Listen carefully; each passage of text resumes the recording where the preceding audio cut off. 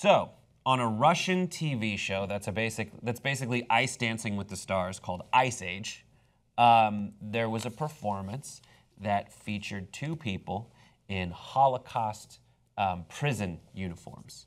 And a lot of people are reacting different ways. We want you to watch it. Just know that it's based on the movie Life is Beautiful, starring Roberto Benigni, where he won an Oscar. But here is the performance. Take a look.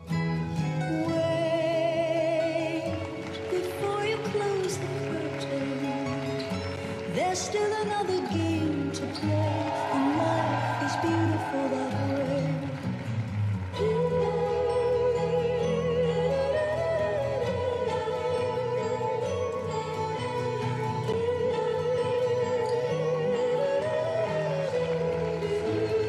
So that's it. And a lot of people are having different reactions. The director of international affairs at Australia's Israel and Jewish Affairs Council, Jeremy Jones, told CNN that he thought this was unbelievably tasteless, saying, quote, "The lack of thought that would have to go into making that decision is almost mind-blowing. Long after they're forgotten as ice skaters, they'll be remembered as people who sunk to such depths to get some celebrity." Other facts of the case are that the woman dancing is married to one of Vladimir Putin's close advisors. Grace, you saw this. What are your thoughts? I don't know, Brett. Especially watching it again, it does make me uneasy to watch because I love the movie. I will never forget watching the movie for the first time because it was so good, so moving, so heartbreaking. I can see the last scene with him walking away from his son, just like that.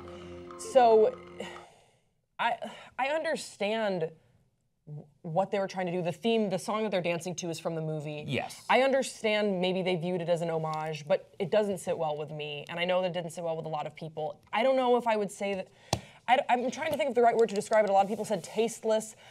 It's not good. It's not good. It's not a good performance. No. You know, it's exactly what you get on Dancing with the Stars. So here's what it is. The movie is great, yes. Trying to do a version of the movie is not bad. It's reductive. There's a lot of, but there's a lot of art out there about the Holocaust that people who, like Jews, think is good art. And even that art, there are people who think that that is bad art. You know, so you can do what a lot of people agree is a great job. There are always going to be people who say that your art is actually offensive. That's art. People are allowed to do it. Now, here's the ceiling on art for a movie. Here's the ceiling on art, let's all agree, for a show like Ice Age. For a reality show competition. And that's what this person from the, the Jewish Defense Council or whatever says, is pointing out. Like, you sunk to depths for celebrity. Now, I don't necessarily think that they're sinking to depths. I don't think these people in the performance were like, you know what we're gonna do to be famous is this performance. I think there probably was part of them that said, let's do something that reminds us of all of a movie we like, that taps into some raw emotion. That'll be a more rewarding performance to watch. But I'm not offended by this at all. I just don't think it's very good. Like, I'm not gonna get offended though. Yeah, I mean, I don't feel offended by it, but like I said, I feel really uneasy, and it does kind of make my stomach a little bit sick because I feel like it's reducing the art that was made about the Holocaust. I think you make a great point about, it's okay to make art about traumatic times in history. It's a form of expression, of course. I don't think anyone's, sort of asking for censorship on that and like no one talk about the Holocaust ever again. It's not that. It's just that this doesn't meet that sort of benchmark of taste, I think. I think you have to go in there, if you're going to talk about the Holocaust, just acknowledging a little bit about the gravity of the history behind what you're doing. And I don't think that the place for that is on a reality ice skating competition show. I think the place could be. You do think? Yeah. Okay. I think art could be any place. A really great performance can be anywhere. It could be on the street in a gutter. Like, the likelihood, though, you're absolutely right. The likelihood that it's going to happen between, like, the Muppet-type performance on Ice Dancing with the Stars and the one where they're, like, doing Shake It Up Baby Now, an homage to the Beatles, was this. Well, and I also- don't think it's probably going to happen there. And I think along the way of prepping for their performance, they probably had a lot of chances to say, this isn't that good. Are we really taking it that seriously? And shows like this exist for personal advancement. You go on Dancing with the Stars, you go on shows like Ice Skating with the Stars, which I know exists in the UK, to advance your career, because maybe you feel like, oh, you were famous and let's bring back this famous person so you remember them again. Now they're on TV again. So I don't think that it's the place, because it's not, no one goes to reality competition shows for art. They go there for publicity and to further their brand. Yeah, but also they go there to have fun, and it's an opportunity. It's a once-in-a-lifetime opportunity. Why not? But I don't think that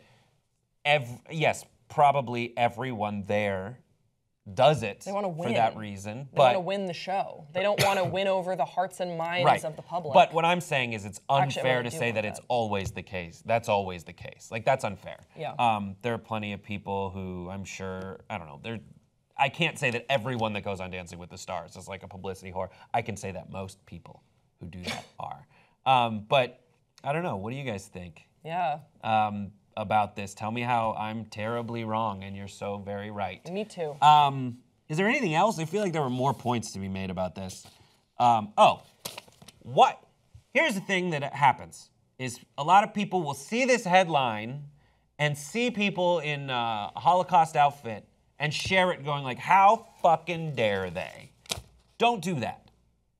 You gotta watch the video, you gotta do your homework, you gotta read the article so that you have the context on it, because as we've reported so many times here, and has become such a huge issue in our daily lives, that in fact is a lot of folks just get, like, seeing an article that implies everybody's pissed about something, and then they go, all right, in what way am I supposed to be pissed?